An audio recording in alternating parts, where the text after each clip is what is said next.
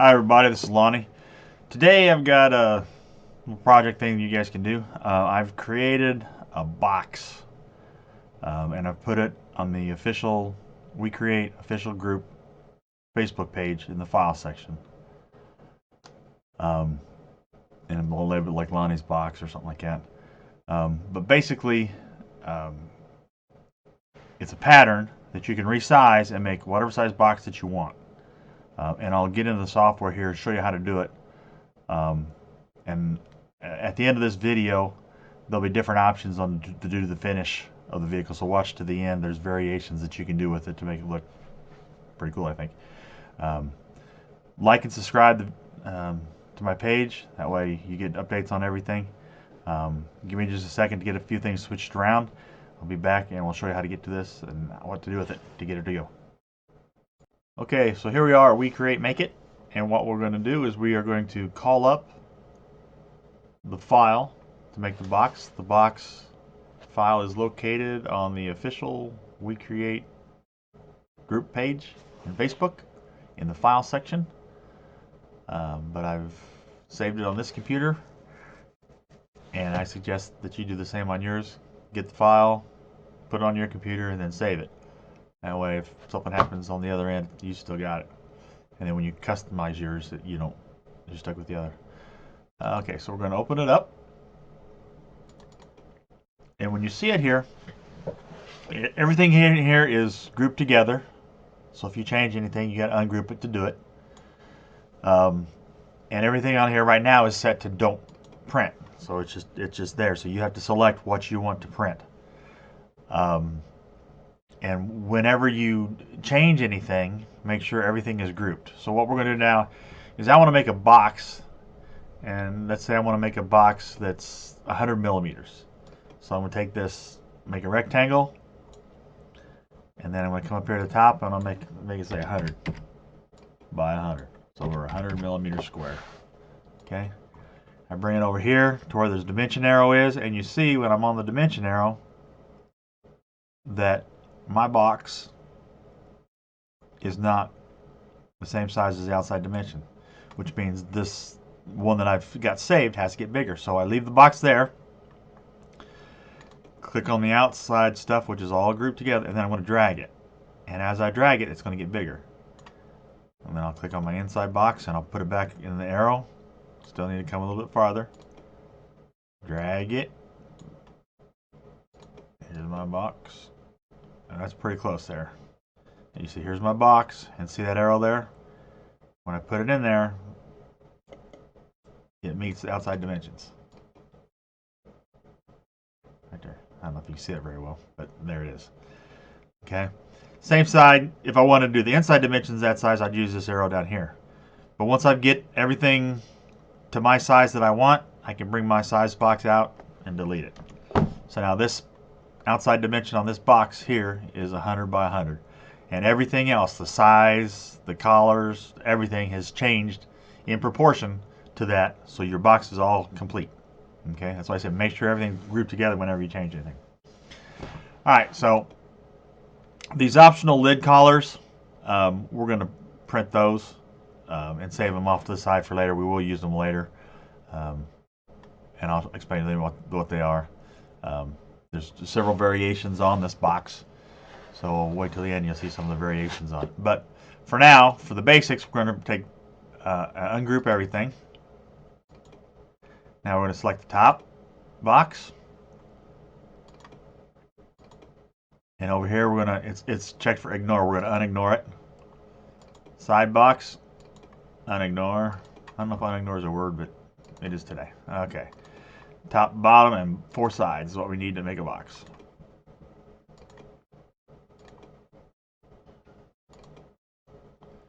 Okay, so what I'm going to do is I'm going to put a piece of wood in the machine, make sure these are on the piece of wood, and cut them out. And I'll be back in a minute. Okay, I've got my piece of wood. It's in the machine. I'm going to highlight everything and group it so everything stays together. I'm going to position it on the page where I want it to go.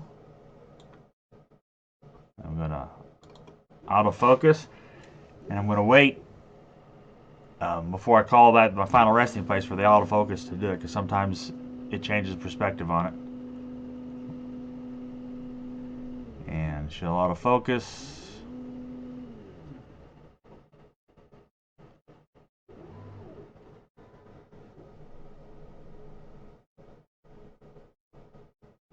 And you see it moved a little bit. Yeah, we're close to the edge, so we're going to back up just there. Beep, beep. There we go. Okay, so it's set there. It's autofocused. I'm going to hit start. And then I'm going to send it. And I'll be back when she's done cutting. Okay, here we are. Everything's been cut.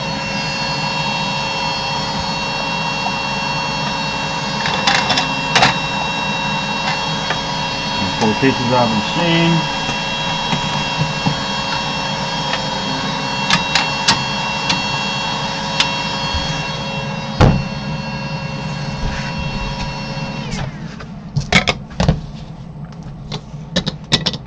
Okay, so here are my pieces.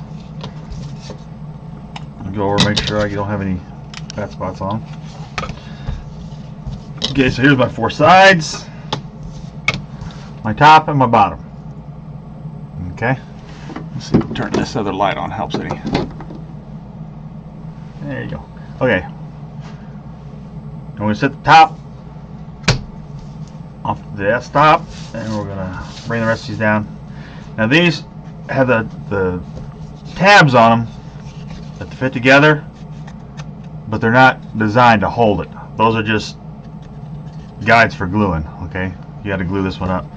A person could put more tabs in, make it more snug, and do it that way. This is the way I'm doing it. I'll give you just a second here, I'll get back. Okay, so here we are back, and you'll see on these pieces, this is the way they're going to fit together. Is like this, and you can see, hopefully you can see where I've marked in blue ink pen. I'll raise it up here, maybe you can see better. Those are the places that you got to tap with glue. Okay, so you can take your glue and let me do this. This is the kind of glue that I use. You get this at Walmart. It's like $5 or $6 a bottle. Quick and thick. The nice thing about this is it stays where you want it. It doesn't run all over the place. You can almost do this box without using any clamps, because it's thick enough to hold it in the position that you want it.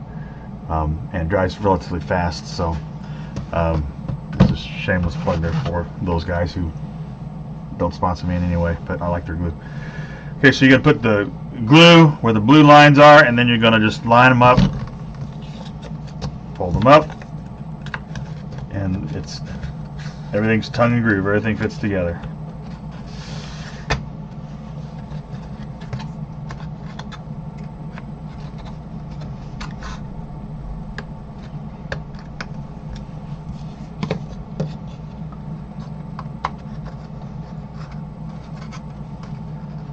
Okay, so I'm not going to take time to glue it, waste your time gluing, so, but everything fits together just like that. Glue it all up. Do not glue the top on it this time. You can do it later, but that's how she'll look when you have her glued up. I'll put the glue on, and then I'll put a couple clamps. These clamps here are like $2 at Harbor Freight. You're not going to glue anything heavy with it, but this isn't heavy at all, so you just put it on, attach it to where you want it, and when the glue's on there, this will hold it long enough for the glue to set up. Okay, so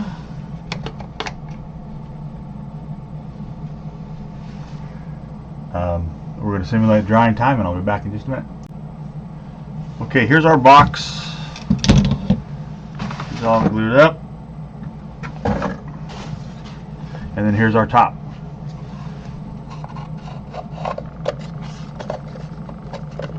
should fit together just like that and stay snug. It might not be a bad idea once you glue this up without any glue on it, stick this in place so when it dries it's right where you need it to be.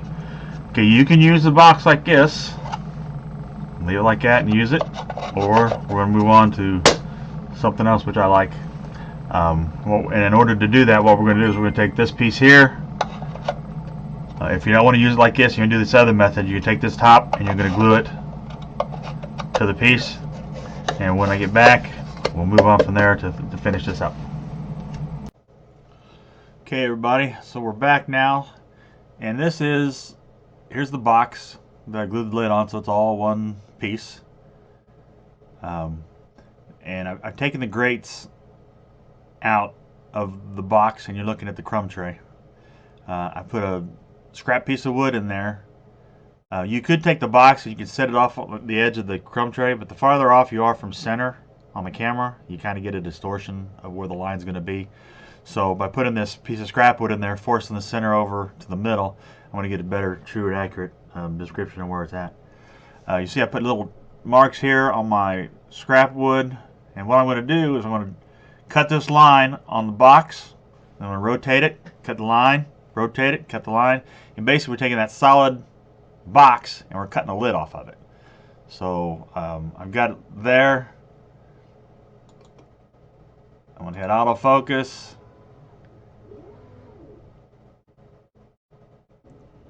And what I've done, it normally cuts through this basswood in one pass. I've went ahead and bumped it up to 2 just in case. Because lining up is everything, and once you get too far away from the machine, it's kind of hard to get back into it. Alright, so we're set. We're going to send it to the machine.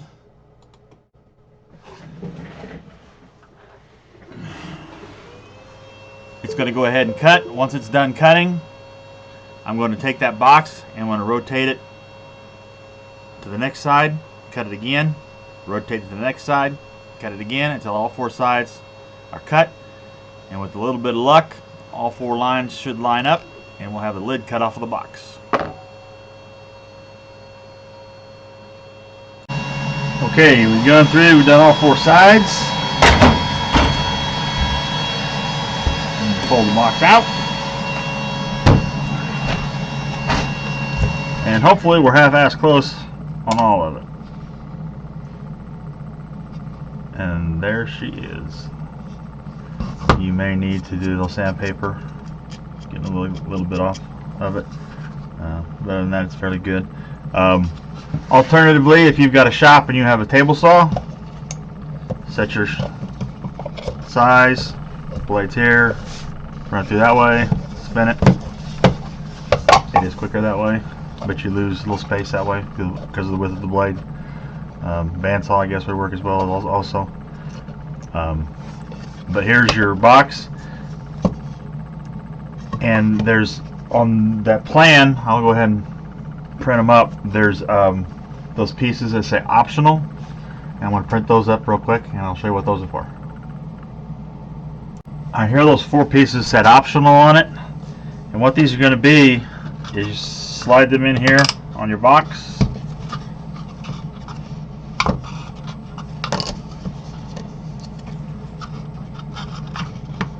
There's 2 long ones and there's 2 little shorter ones.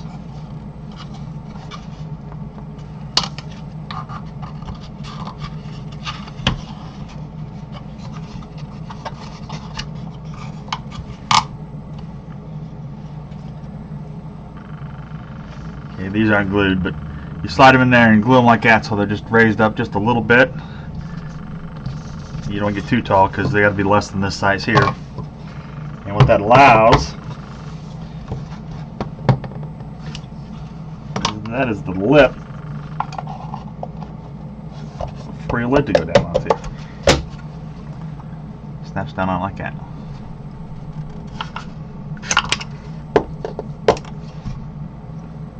Makes it kind of stiff until you get worn in, but that's that. Okay, when you're done with the box, now comes the fun part. You can decorate it. You can engrave it.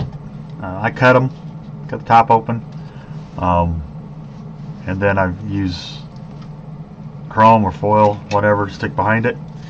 So So now you've got that. I got the silver foil, I got the gold foil, and